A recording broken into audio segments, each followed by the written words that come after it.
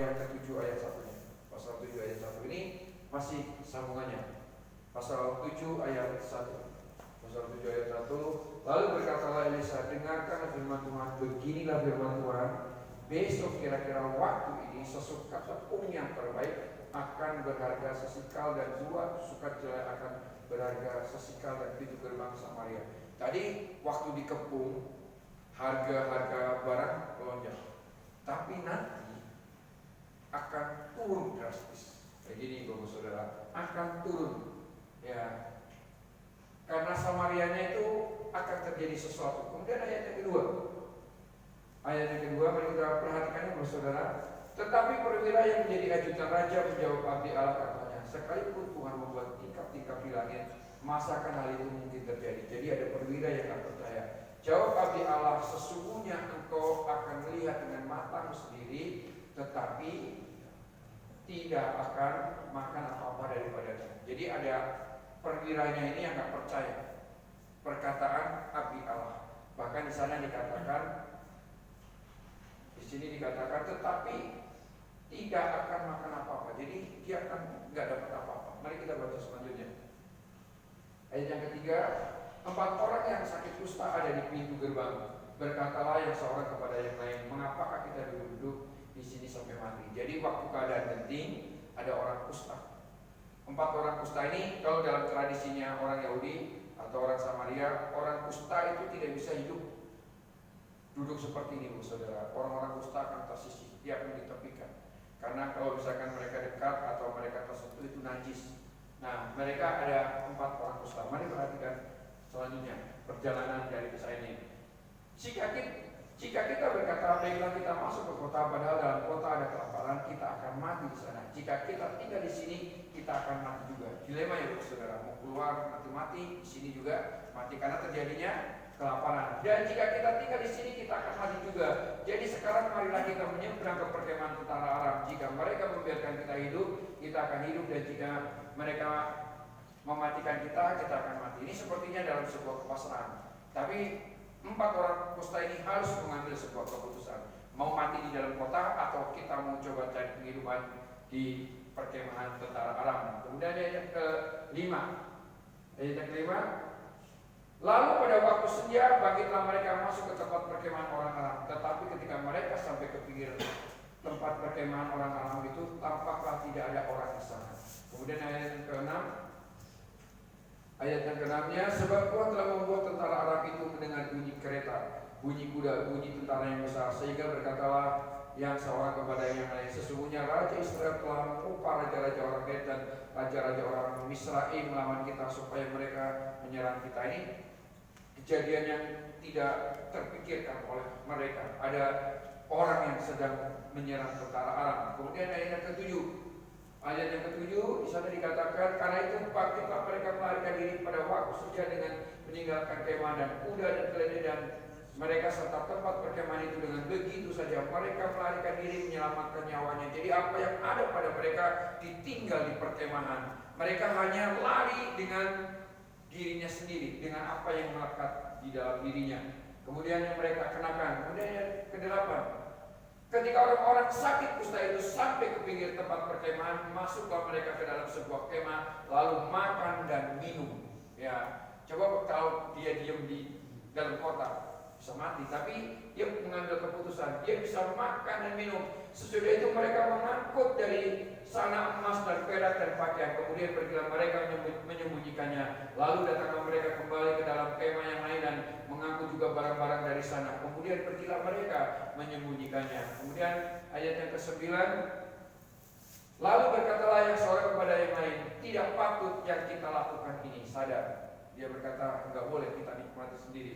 Hari ini ialah hari kabar baik, tetapi kita ini tinggal diam saja. Apabila kita menanti sampai terang pagi, maka hukuman akan menimpa kita. Jadi sekarang marilah kita pergi menghadap untuk memberitahukan hal itu ke istana raja. Jadi dia tidak menikmati sendiri, dia menyampaikan berita kepada istana. Kemudian ayat yang ke-10, Mereka pergi lalu berseru kepada penunggu pintu yang tadinya percaya ini gerbang kota dan menceritakan kepada orang-orang itu, katanya, kami sudah masuk ke tempat perkemahan orang Aram dan ternyata tidak ada orang di sana dan tidak ada suara manusia kedengaran, hanya ada kuda dan keledai tertambat dan kemah-kemah ditinggalkan dengan begitu saja. Dia memberi kesaksian kepada istana. Kemudian ayat yang ke-11, para penunggu pintu gerbang menyerukan dan memberitahukan hal itu ke istana.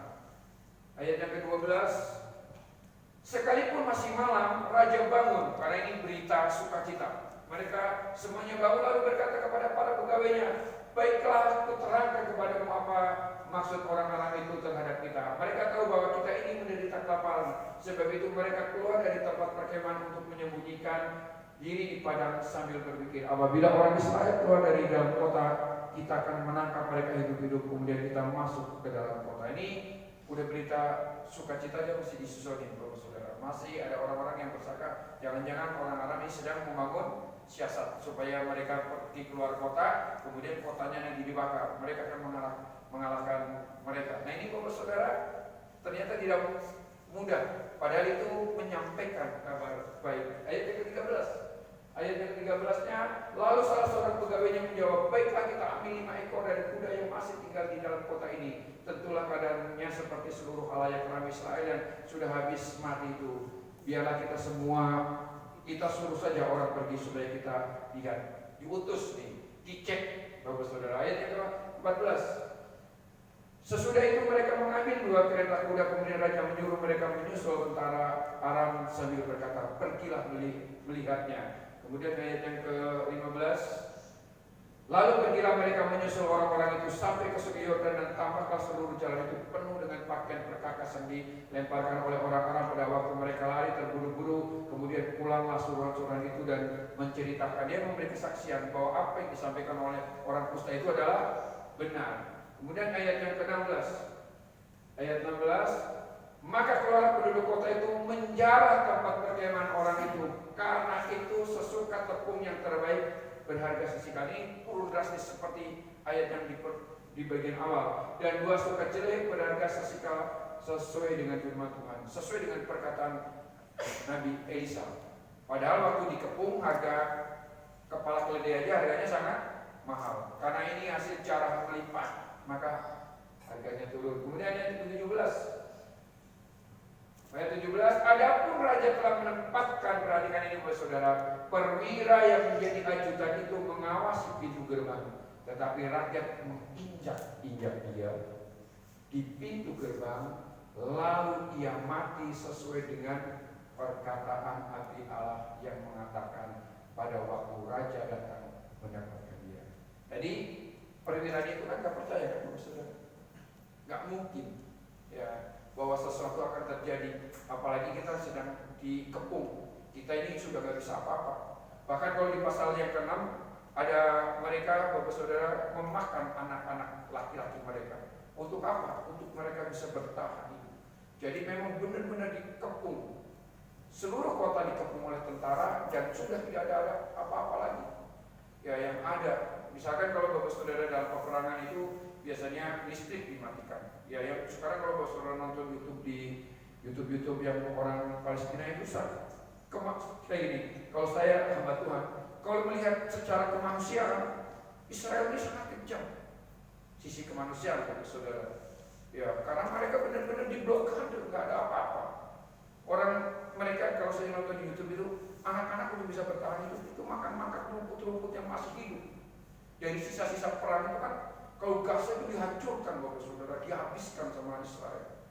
Berarti hanya ada rumput-rumput yang tersisa itu yang misalkan dia bertumbuh liar itu dimakan sama mereka. Tapi kalau ngomongin tentang kebenaran firman Tuhan, ya memang itu sudah dibuatkan bahwa Gaza dan sekitarnya itu akan dihabiskan. Ya, tapi kalau melihat sisi kemanusiaan, itu Bapak Saudara, ini sekarang Israel sedang ke Lebanon, Yordania dan daerah sekitarnya. Peperangan ini. Jadi dari bagian ini Bapak Saudara saya sampaikan sini aja. Ya. Jadi Bapak Saudara, ya saya memberikan tema di sini jangan takut bertindak baik. Siapa yang takut dalam kisah bagian ini Bapak Saudara? Yang awal-awalnya takut siapa? Yang takut siapa di dalam kisah ini? 4 orang kusta. Dia dilema, mau di dalam atau mau keluar. Tapi saya ingin berkata begini, saudara. Waktu mereka tidak mengambil keputusan, sebenarnya sudah mereka misalkan tetap stay tinggal di kota. Mereka sudah mengambil keputusan atau belum? Sudah. Keputusannya adalah mereka tinggal di dalam kota. Tapi mereka 4 bersepakat bahwa kita harus nyebrang ke perkemahan orang Aram. Kalau kita dibiarkan hidup, puji Tuhan. Kalau mau dimatiin, ya nggak apa-apa. Itu kan saudara karena hopeless. Sudah tidak ada apa-apa lagi. Ya. Jadi Bapak Saudara, inilah yang saya katakan, mereka takut, tapi mereka bertindak. Jadi saya ingin menyampaikan pelajaran dari 4 orang kusta ini, Bapak Saudara. Ya. Yang pertama adalah ayat yang keempat. Kita boleh lihat ayat yang keempat di sini. Ayat yang keempat. Jika kita berkata, baiklah kita masuk ke kota, padahal dalam kota ada kelaparan, kita akan mati di sana. Jika kita tinggal di sini, kita akan mati juga. Jadi sekarang, marilah kita menyeberang ke perkemahan tentara Aram. Kira-kira ini adalah perasaan apa ini? Rasa apa dalam diri 4 orang kusta ini, saudara? Ya, saya menyebutkan mereka di balik pesimisme mereka masih tersimpan, terselip sedikit rasa optimis. Betul kan, saudara? Walaupun mereka pesimis, tetapi mereka tetap masih, ya adalah kita nyebrang saja ke perkemahan orang Aram. Ya, ini nggak mudah, keadaan orang ini tidak mudah, tapi mereka yang memberikan rasa optimis. Yang kedua, Bapak Saudara, apa yang kita ambil dari orang kusta ini? Menurut saya, mereka melepaskan rasa takut mereka. Bahkan di sana dikatakan, jadi sekarang marilah kita menyeberang ke perkemahan tentara Aram. Jika mereka membiarkan kita hidup, kita akan hidup, dan jika mereka mematikan kita akan mati. Nah, tapi mereka melangkah. Berarti mereka mampu menaklukkan ketakutan yang ada dalam dirinya. Jadi yang kedua yang kita pelajari dari orang kusta ini adalah mengalahkan ketakutan.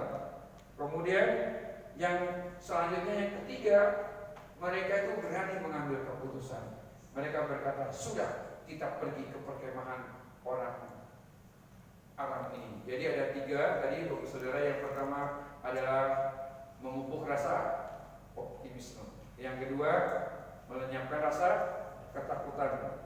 Kemudian berani mengambil keputusan. Yang keempat, ya Bapak Saudara, di dalam ayat yang kelima, di sini dikatakan, ayat yang kelima, boleh ditunjukkan. Lalu pada waktu siap, bangkitlah mereka ke tempat perkemahan orang Aram ini. Apa yang dilakukan mereka berarti, Bapak Saudara? Tidak menunda-nunda, tapi mereka segera bertindak. Jadi kalau sudah ada rasa optimis, kita harus segera bertindak. 4 orang kusta ini, dia kemudian melakukan sebuah tindakan. Dia tidak menunda-nunda, karena dia tahu kalau dia tetap di dalam sana juga dia mati, tapi dia lebih baik bertindak. Ya, kemudian yang kelima, ya setelah itu kan mereka mendapatkan semuanya.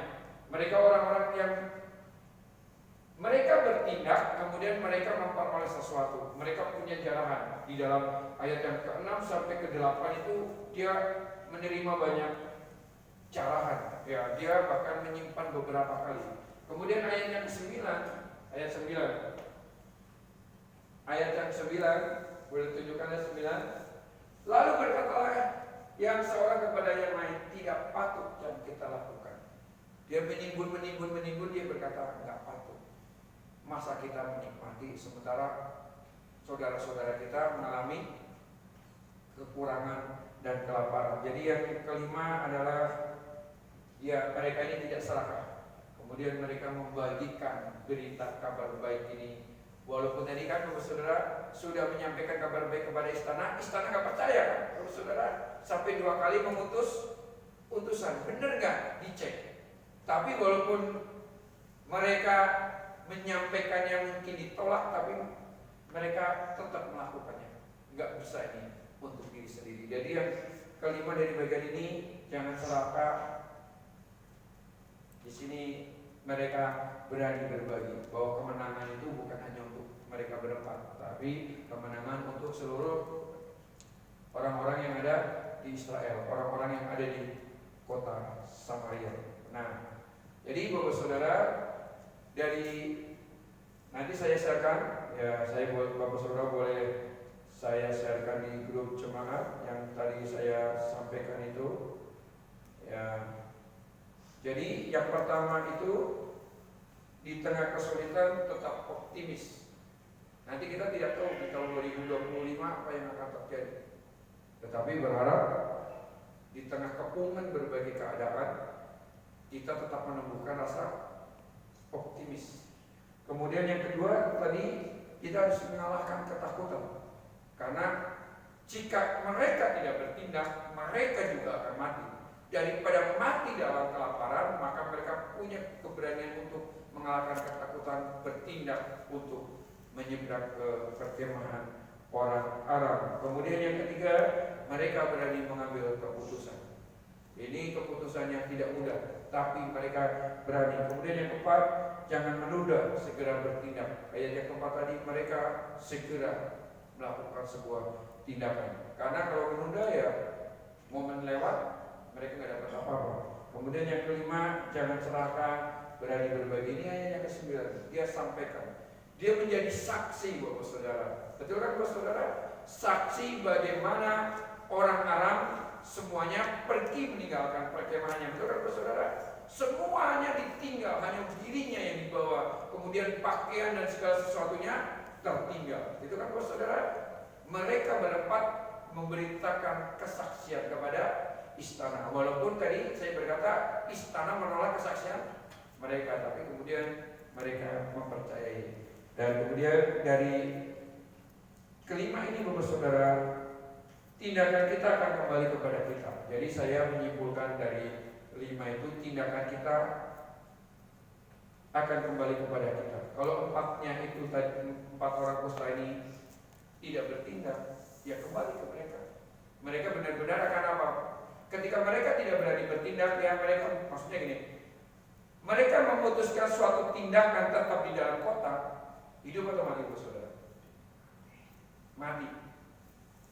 Karena mereka tidak melihat jarahan yang begitu banyak. Semua kota juga bisa saja mati. Karena mereka semuanya takut di seberang sana ada tentara Aram yang sedang mengepung kota Samaria. Nah Bapak Saudara, mereka berempat bertindak dan tindakannya menyertai mereka. Jadi nanti kalau 2025 kita kemudian dikepung oleh berbagai keadaan, kita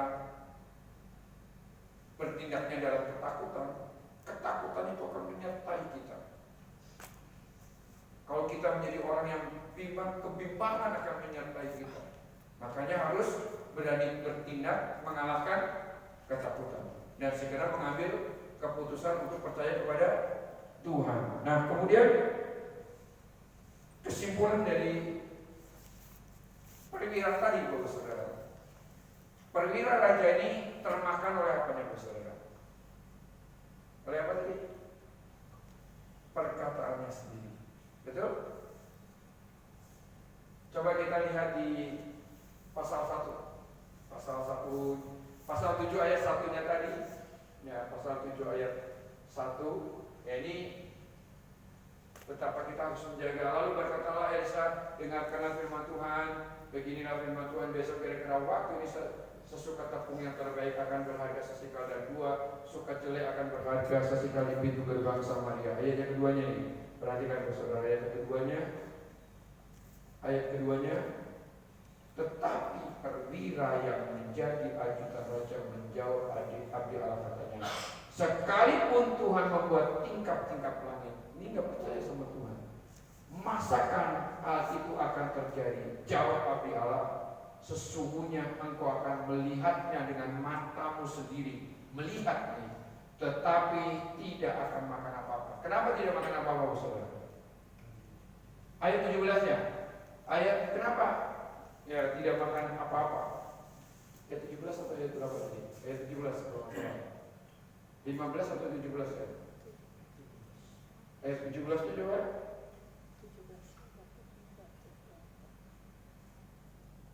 Ayat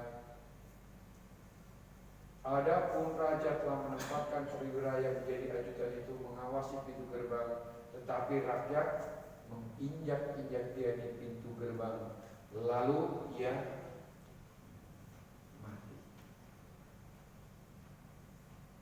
Perhatikan Bapak Saudara, matinya perwira ini, orang Israel sedang merayakan apa Bapak Saudara?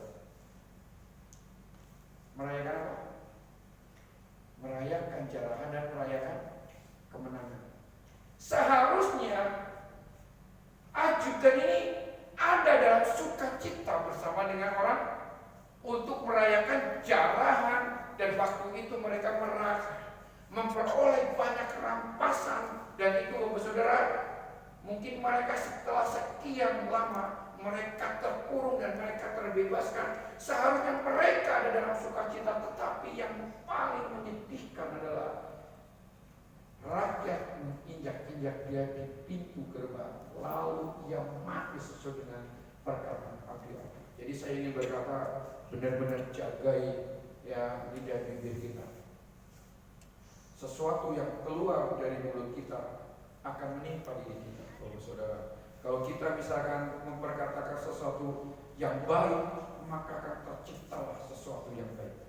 Tapi kalau kita memperkatakan sesuatu yang buruk, maka kita yang akan memanen dari sebuah pernyataan atau kata-kata kita.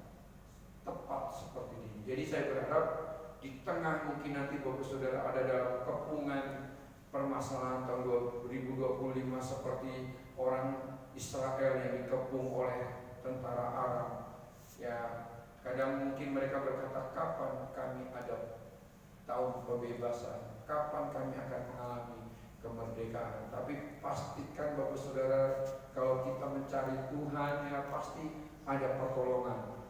Bapak Saudara boleh melihat, ya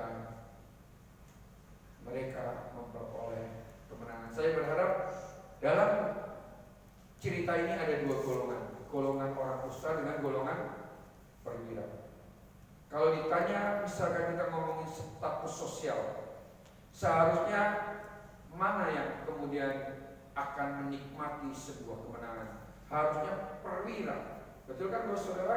Karena apalagi berita itu telah disampaikan kepada istana, tapi justru perwira itu mati terinjak-injak. Jadi saya ingin berkata kepada kita semuanya, jagai hidup kita, supaya kalau misalkan Tuhan sudah angkat kita di posisi yang termulia, berhati-hati ketika kita salah berkata, bertindak, dan kemudian kita ya kurang yakin, kurang percaya, maka ketidakyakinan dan ketidakpercayaan yang kita kerjakan yang meragukan Tuhan itu semuanya akan menimpa. Ya kayak istilahnya kalau sebuah longsoran tanah itu akan menimpa, longsoran ketidakpercayaan itu akan menimpa hidup kita, membenamkan diri kita. Kenapa? Karena kita tidak percaya kepada Tuhan. Tetapi ketika Bapak Saudara menjagai keyakinanmu terhadap Tuhan, bahwa Tuhan sanggup menolong, maka aku akan terhindar dari bahaya. Dari bagian ini tadi saya memberikan tema kepada kita adalah jangan takut, bertindak. Ya, orang yang di Samaria mereka mengalami ketakutan, terkepung. Tetapi di tengah ketakutan itu masih ada orang-orang yang punya rasa optimis. Berapa orang? 4 orang. Saya berharap mungkin dalam pandangan orang Israel pada waktu itu, 4 orang ini adalah strata yang rendah secara sosial. Bahkan mereka dikucilkan kalau dalam tradisi orang-orang Israel, tetapi mereka dipakai oleh Tuhan. Dan saya berharap Bapak Saudara bukan seperti perwira yang kemudian mati terbunuh, terinjak-injak, ya menjadi tontonan bagi banyak orang. Tapi saya berharap Bapak Saudara menjadi orang seperti orang kusta yang dipermuliakan di tengah bencana, dipermuliakan di tengah berbagai kesulitan, bahkan memperoleh kemenangan, memperoleh jarahan, memperoleh kelimpahan, memperoleh keberkatan. Yang penting tadi ada 5 yang sudah saya sampaikan. Kiranya Tuhan menolong dan menyembuhkan kita semuanya. Itu saja yang dapat saya sampaikan. Ya, Tuhan Yesus memberkati. Mari kita akan angkat pujian bersama-sama.